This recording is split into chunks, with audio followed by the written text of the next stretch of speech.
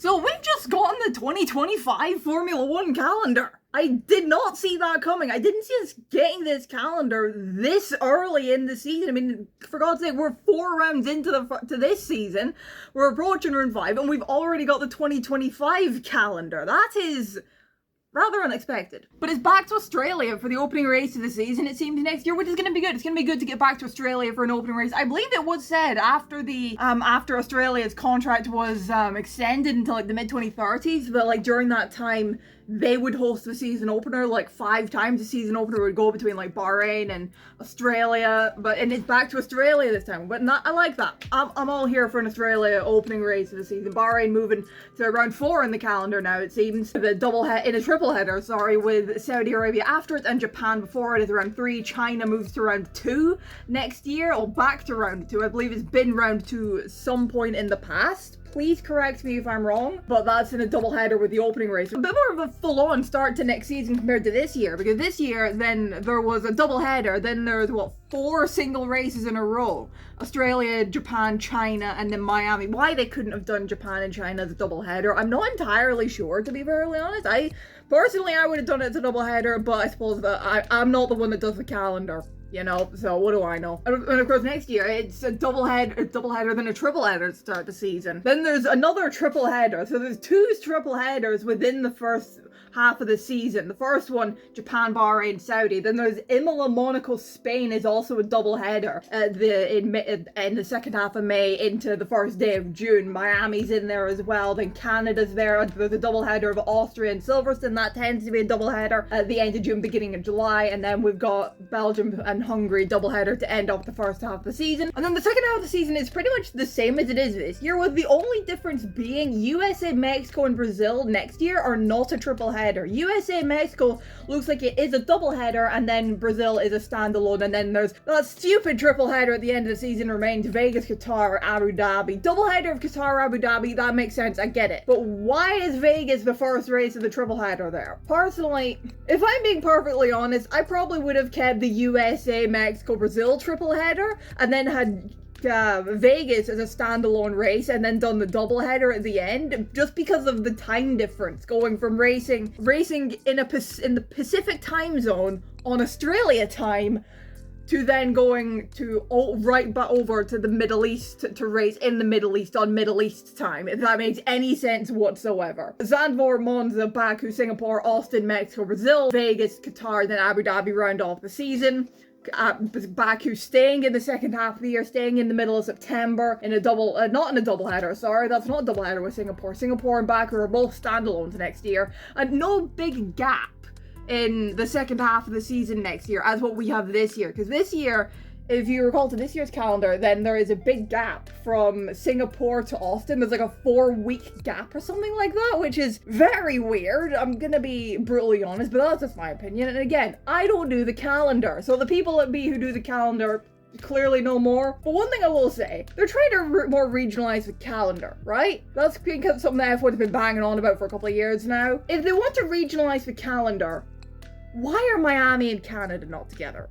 Why is that not a double header, or races at the same time on the calendar? Why does it go North America, Europe, Europe, Europe, North America, Europe? You know, I mean, yes, Canada is more traditionally a June race, and Miami, they seem to like hosting it at the beginning of May. And of course, they kind of move Miami to later in the year because of football season.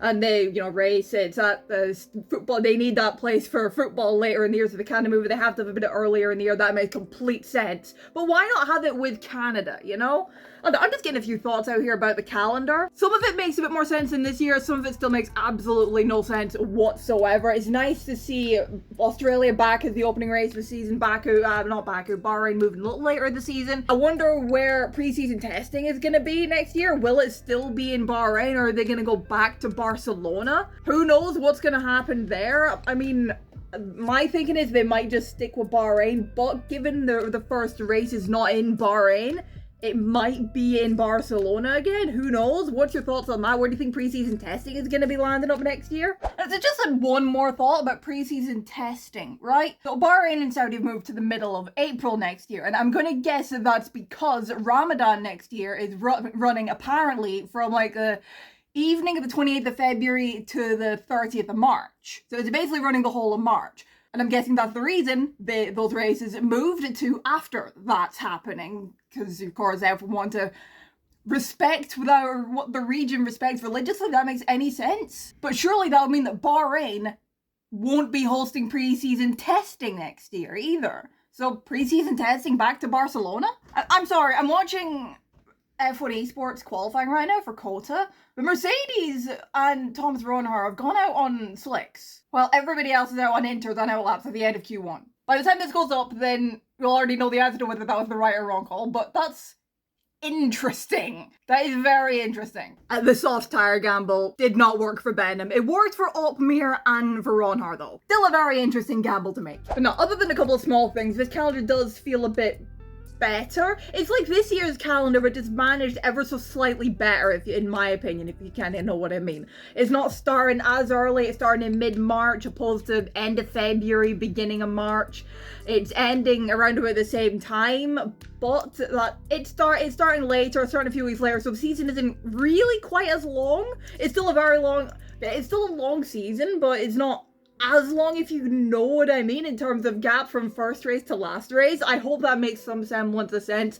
This is just another thought vomit, I'm gonna be brutally honest here. They have done a good job on like trying to group races together, because I mean Australia is just a bit of an out there one, so it kind of makes sense to do that one first.